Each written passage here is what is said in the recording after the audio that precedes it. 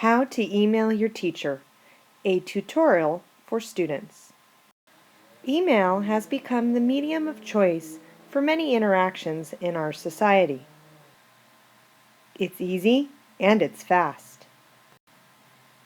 It helps us communicate with people who are sitting nearby or anywhere in the world. Unfortunately, email is a limited communication tool for numerous reasons.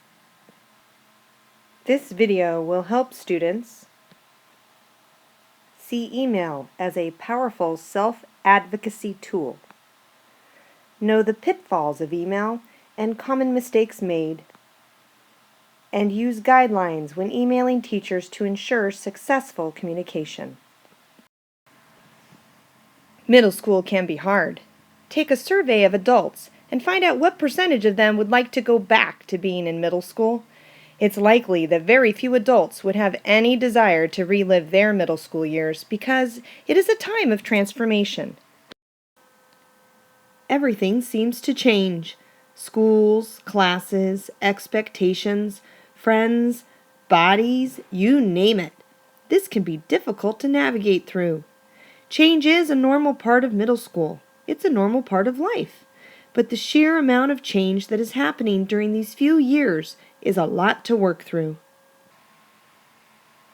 One of the ways middle school students can start to feel more secure during this time of change is to take control of their lives at school. Teachers strive to not only teach our students academic content, but also how to learn to advocate for themselves. This means that now students are the ones monitoring their own progress and learning how to solve their own problems. Some are born with self-advocacy skills, but for most, these skills, like all life skills, are learned and require some instruction and modeling. We want to empower students to solve their own problems, and so our school has provided students with access to numerous online resources to make this happen. Our students have access to Google Docs with their own school accounts, so they can have access to their work anytime and anywhere. Students can access their grades online using Aries. And students are now encouraged to communicate with their teachers using email. Many students have never used email at all, and some have only used it as a way to communicate with family or a friend. When you email a friend who already knows you, the chances for misunderstandings are substantially lower. It's an entirely different situation when you are emailing someone who doesn't know you as well, and it involves the business of school. Most adults can reference some experience with an email going awry. Some of the things that can go wrong when communicating by email include misunderstandings. Without hearing your voice or seeing your facial expressions, it is difficult to discern tone, meaning, and emphasis.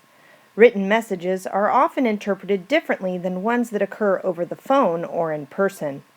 Experts suggest that between 50 to 80% of all human communications are nonverbal. Without the powerful cues of nonverbal communication, chances of miscommunication are higher. Your message gets lost in your errors. If you don't have a compelling subject line, fail to convey clearly the point of your email, or perhaps you don't even include your name, your email may not even get opened. You will have spent time and energy on resolving a problem by writing a bad email, and because of your errors, your problem never gets addressed. And if it does get opened, but it's accusatory or impolite, many will just stop reading.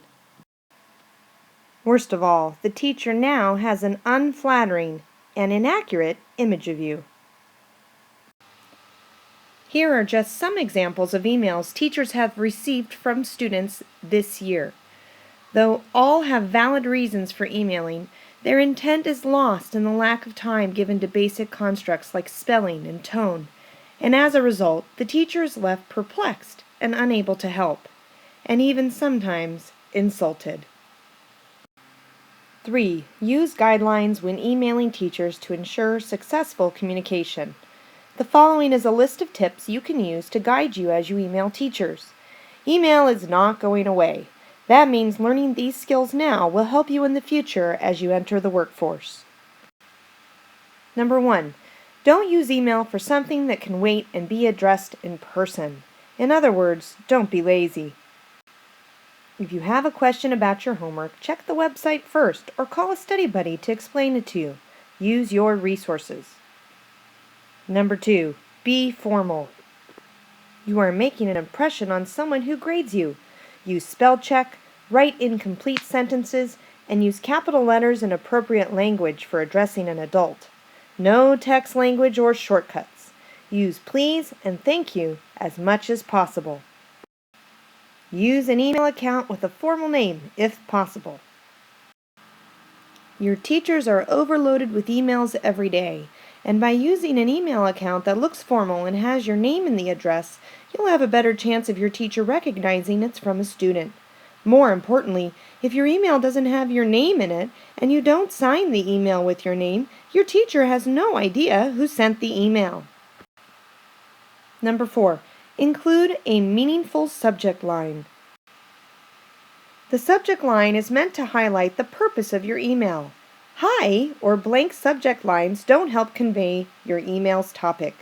Alternatively, don't type your entire message into the subject line. Number 5. Always use a greeting. Do not begin your email with hey or similar informal greetings. Dear will do just fine, and you should use Mr., Mrs., Ms. last name for your teachers as well. And please, take the time to spell your teacher's name correctly. Number 6. Briefly and politely state the reason why you are emailing. Offer only relevant information without being vague.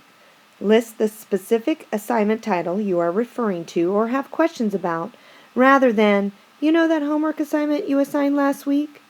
It is helpful to actually say what the problem is. Was a score not recorded properly? Were you inquiring about making up an assignment? Alternatively, don't ask huge questions like, why am I getting a C? Those type of questions are discussed best in person.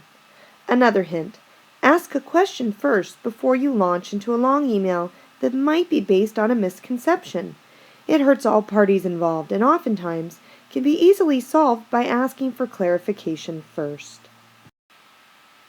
If you are emailing with a problem, suggest a solution. Be specific.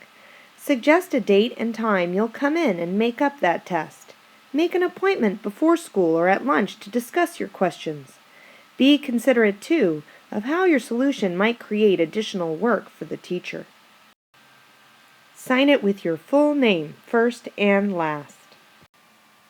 Use your first and last name in the closing of your email, and if there's a chance your teacher might not place you, include your period as well just to be safe. This is especially important when your email address does not include your name. Number 9. Reread and proofread what you have written before you press send. If you do not have spell check on your email, you might copy the message into a word processing document and run spell check there. Consider not only the mechanics, but what you have said. Strive for a polite tone, concise language, and clear purpose. Ask yourself if your teacher might be offended by such an email, especially if you have a complaint or strong feelings you are trying to resolve. If so, email is probably not your best avenue. You may email to tell your teacher that you feel a need to talk about the issue and ask to set up a conference, but it is best not to write anything you might regret later. And number 10, allow adequate time for a reply. Teachers have lives and families outside of school, and many do not check their emails in the evenings. Do not email your teacher after 8 p.m., for example, and expect a reply that night. Allowing at least 24 hours for a reply is generally a good window. If more than a few days have passed without a response, it is appropriate to ask about it. Also, once you send an email, be sure to check for a response. There is nothing more annoying to a teacher than to reply to a student's email only to have them say, "Did you get my email?" Don't expect your teacher to check for your emails if you won't check for their reply. Since most student emails are regarding grades, here is a template students can use to email their teacher in a polite way. Despite all the warnings about email, it is still a fantastic tool for communicating. There is no doubt that you will be using it in your future to contact teachers, professors, possibly clients and colleagues, and maybe even your boss. Hopefully, this tutorial has helped you understand the importance of proper email etiquette.